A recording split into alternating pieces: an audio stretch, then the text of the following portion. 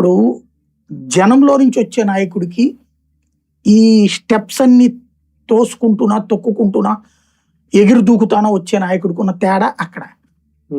మళ్ళీ మీడియా లేకపోతే నేనేమైపోతానని భయపడ్డాడు. 18లో మీడియా మాట్లాడడం బిగించేశాడు. ఆ మీడియానే నువ్వు అర్జెంటుగా బీజేపీని వదిలేసి అని చెప్పింది.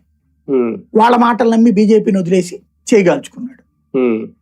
అయినా తెలిసింది కదా అప్పుడైనా మళ్ళీ మీడియా మూలంగానే. అప్పుడు చూడండి 19 ముందు ఎప్పుడన్నా ఒక్క పేపర్ అన్నా ఎక్సెప్ట్ సాక్షి చంద్రబాబు ఓడిపోతాడని రాశారా?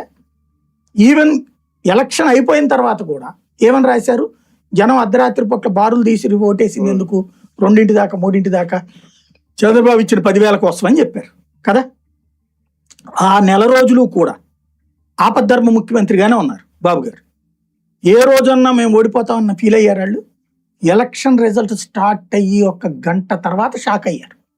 అప్పటిదాకా ఆ పేపర్లు అట్లాగే మోసం చేసినాయి ఆయన. అయినా ఆ చీటింగ్లోనే ఉంటాడు ఆయన. మళ్ళీ ఈ ట్రిప్ అదే జరుగుతుంది. కానీ ఇలాంటి నాయకులు బోండవమ్మ లాంటి నాయకులు ఓకే కాపు సామాజిక వర్గం కాబట్టి ఆ మాట అన్నారా, లేదా ఆ ఫీలింగ్ ఉందాక వీళ్ళు అంటే అప్పుడు ముద్రగడ పద్మనాభన్ వ్యాఖ్యలు పట్టించుకున్న ఆ ఉద్యమానికి సంబంధించి లేదంటే తర్వాత ఏంటది రిజర్వేషన్ కాపు రిజర్వేషన్ సంబంధించి స్పందించుంటే ఈ పరిస్థితి వచ్చి ఉండేది కాదా? నేను చెప్పేది అదే, పేపర్ ఒకటి రాయబట్టి ఆయన మాట అన్నాడు అంతేనా? చంద్రబాబు గారు నిర్ణయం అడగలేదే ఆ ముక్క. ఇది కొట్టారు పేపర్ లో బోండవమ్మ ఇట్ట అన్నాడు. వీళ్ళ ఎన్నర్ ఫీలింగ్ ఏమో ఇది కాపు నాయకులు తెలుగుదేశంలో ఉన్న కాదు అన్ని పార్టీల్లో ఉన్న వాళ్ళకి ఉంది. నాట్ ఓన్లీ కాపు అందరికి ఉంది అక్కడ. ఎందుకు గోదావరి జిల్లాలో అంత గెలిచి వన్ సైడెడ్ గా ఎందుకు పోయారు? 2014లో కూడా జగన్ కి అక్కడ మైనసే.